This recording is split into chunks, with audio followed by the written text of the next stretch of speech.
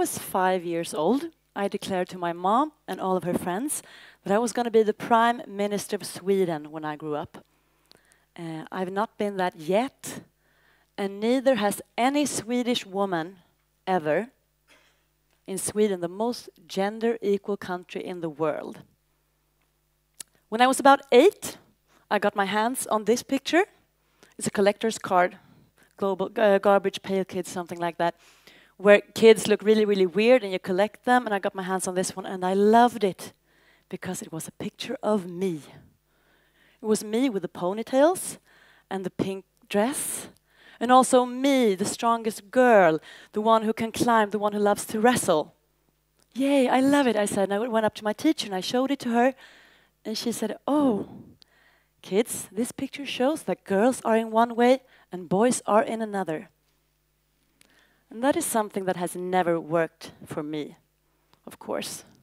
Those gender roles, those stereotypical pictures of who should be doing what, and also the effect that has on gender equality and the way we reproduce those stereotypes in media every day.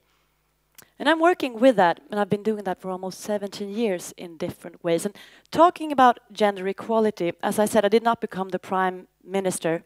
I started working with PR instead.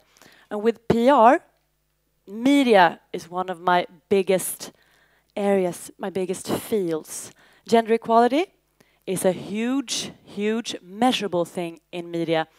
And one piece of important information comes here. Gender equality is not a matter of opinions. It is a matter of knowledge and facts. In Sweden, many papers, media loves to measure gender equality by going out asking Swedes, do you think that Sweden is a gender equal country? And perhaps 55% of the men say yeah. 37% of the women say yes, it is. And I would like to say you are not measuring gender equality in Sweden by asking if they think Sweden is a gender equal country. You are measuring the huge lack of knowledge when it comes to this issue. Gender equality is not a matter of feelings or opinions. It is something you can measure. It's something you can count. It's facts. When it comes to salary, when it comes to unpaid work at home, when it comes to violence, all of these things, there are reports on it. So please bear that, take that with you.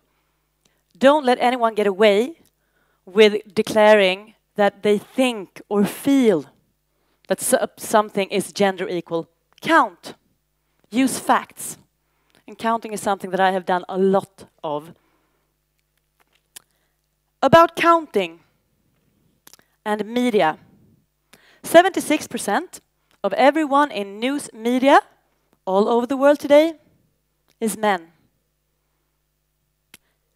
80% of the experts in news media today, all over the world, are male.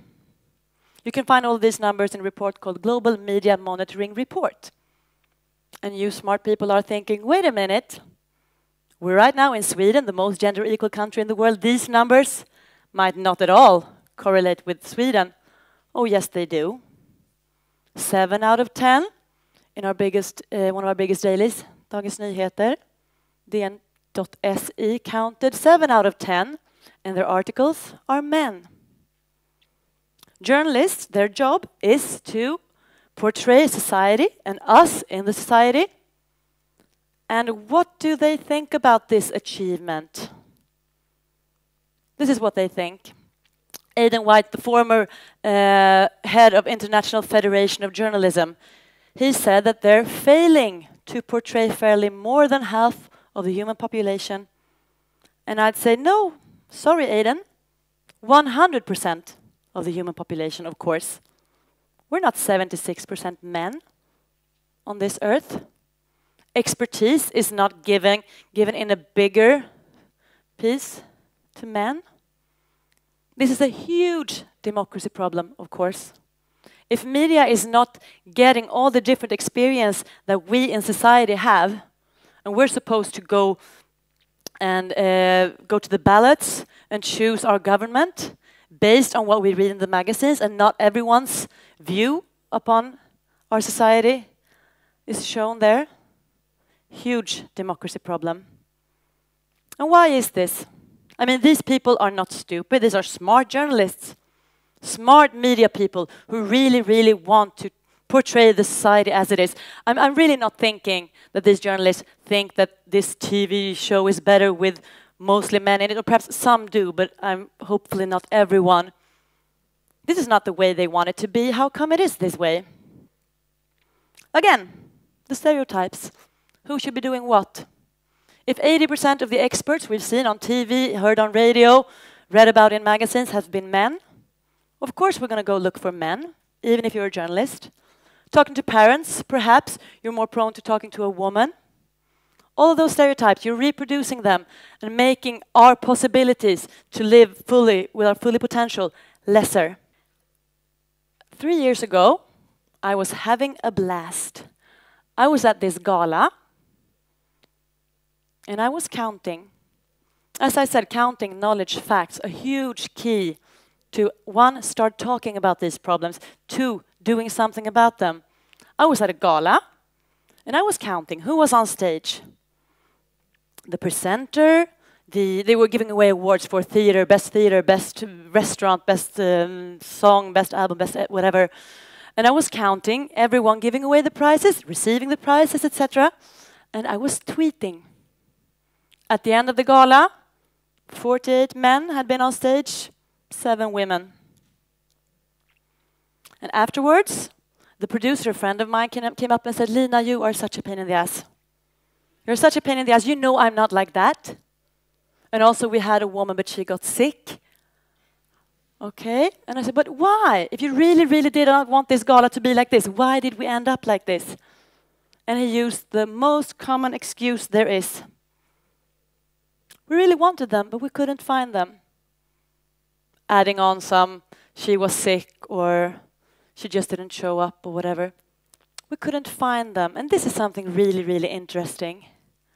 Just couldn't find them. And I said, okay, can I help?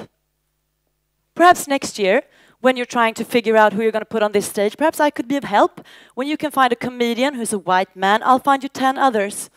For the wine connoisseur, the theater boss, whatever, you can find one, I'll find you 10 others. I'll find you 10 women who could also be on stage. You can choose just the way you want, the person you want, but I'll just help you find the others, if that's the problem.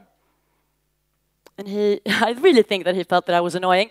And he went away, and I said, oh my God, made myself one more enemy. And then he came back with a bottle of champagne. And he put it on the table, and he said, Lina, let's do this. Let's do this. And something happened. Something with this knowledge and counting and adding some help. And all of a sudden he was like, yay, let's do this. So I drank the bottle of champagne. And I moved on. I moved on to a nightclub down in Stockholm. And I was talking to the nightclub owner. And I said, how come I've never seen a girl DJ here? Only guys, every night. And he was like, no, we actually had a woman DJing a few months ago, but it didn't really turn out as we planned. It was just, she played too much rock music. I'm like, oh, that's so funny. How come that never, ever applies to a man?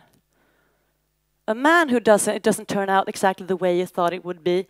I mean, you've never said that about the American presidents. It didn't turn out the way you thought it could be, so we really shouldn't try a man again. And then it was like, oh, but you know, it's also about technical skills. You really have to be good at technical skills. And I'm like, well, wait a minute. The 2 guys DJing right now, they work in a jeans store. They push play and pause. My grandma could do that. How come the girl who might enter has to be at this level, but the ones already in does not? And after a while, we sort of agreed. And he said, yeah, we would really love some girl DJs. Of course, I know that would make this nightclub a better nightclub. And I said, okay, let me help. And remember, I have had the bottle of champagne. Let me help. I'll find you 100 DJs who are not men by Monday morning. And he said, yes. And I said, yes. And we high-fived, and we had a blast. And I woke up the morning. I don't even think it was the morning after. I think it was the morning after that I woke up. And I panicked, of course. 100 DJs? I don't know 100 DJs. I really don't know 100 DJs who are girls. But I promised him and I find them. And I remember this lovely picture that I saw on the internet. that said, don't panic, organize. And I've been working with social media for about 10 years, seeing people from different areas of the world, different ages, different genders, different class, background, etc., connecting around an idea, something that they wanted to create. People adding just their piece of information or their view into this bigger picture and really making a difference. So I went to my computer. I registered a Facebook page. I called it Rättviseförmedlingen, which would be something like Equality Agency. And I wrote, hi, we're Rättviseförmedlingen. We're going to help all of you who can't find other than men for your expert panels, your interviews, your DJ booths, your history books. We'll help you find other than women who could talk about raising kids, about gender equality, etc. Here we are, it's totally free, ask us. Hi! And I published it, and I went to grab a cup of tea. I came back, and 200 people had joined. 200 people joined my little Facebook page and said, yay, let's do this, woo, fun! Okay, I said, and I posted the first search. We're going to help the nightclubs of Sweden find DJs who aren't men because they really want them, but they can't find them. Do you know any? Someone posted a name, Marin Baroni, graded R&B, Sissy Moon, Super House DJ. And the next morning at 10 o'clock, I could send him this list. 130 names. I think this is a round of applause time.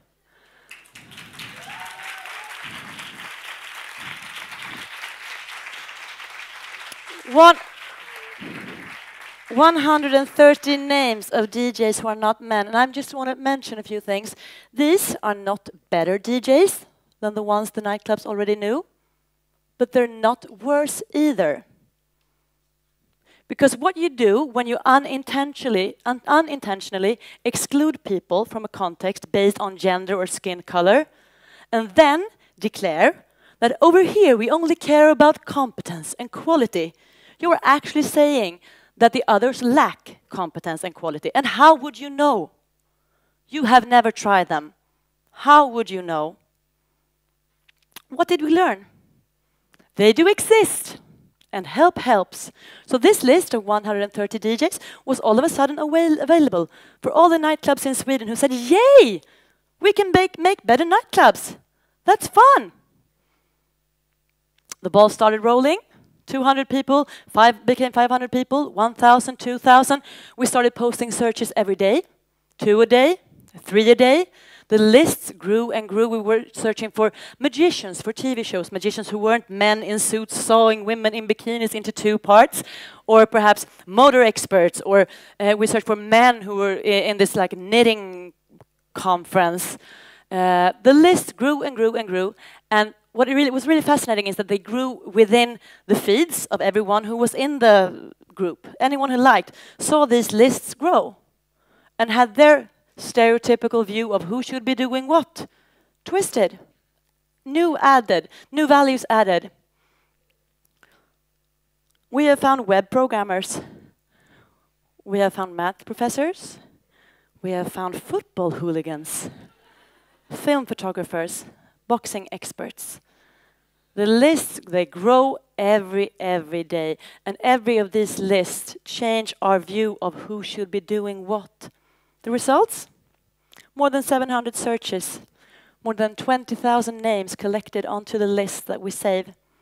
More than 51,000 ambassadors. And no more excuses, because of course they exist. And of course we should not be missing out on that part of competence, be it men who are also parents, or be it women who are experts in Egypt or math, or be it someone in a wheelchair or someone whose skin color isn't the same as mine. Media loves us. Media loves what we do. They've been writing a whole lot about us. And of course they should. I mean, we make them do a better job. And we do it for free. Whenever they try to come up with good persons for an interview, perhaps someone before had said, we only found 10 experts on digital business who are men because there weren't any women who... And all of a sudden, 50,000 people are there to prove them wrong. So either they contact us, we post a search, and anyone could add names and they get a list of 300 people to call. Some names they might not even have heard before, and they might be hard for them to say, or they don't even know who the person is, but perhaps this is a way for them to try. Or they could do the job themselves, because 50,000 people are there to encourage them. We want you to do this. We want you to change the stereotype of who should be doing what. But does it really make a difference? All the lists that 50,000 people are creating every day in our tiny little Facebook group that I started one hungover morning 3 years ago, does it make a change? I mean, for the girl who is 5 years old and wants to become a prime minister, or perhaps the boy who occasionally wants to wear a dress, or for any kid who wants to have more possibilities than just the ones given today, does it really make a change? I actually didn't know. And this is a non-profit project. This is something that has taken a whole lot of non-sleeping nights and a whole lot of efforts, making all these people, no matter what political view, come together and sort of agree upon, yeah, I'm going to add a few names onto this list. I think media would be better if it's not only men who are experts, or perhaps if some people's skin color doesn't look the same as mine.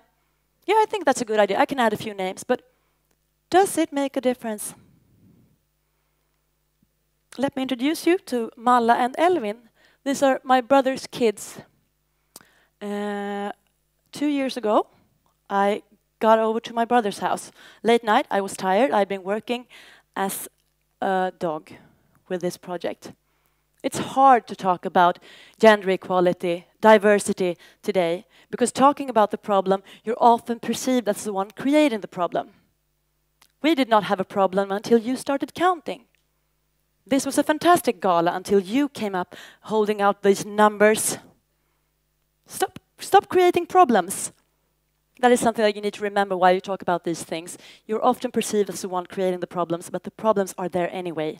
So you just might as well spread the knowledge and talk about the problems.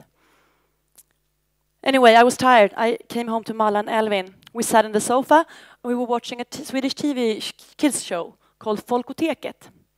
It's where kids follow grown-ups to work. And this day, it was a helicopter called Elizabeth.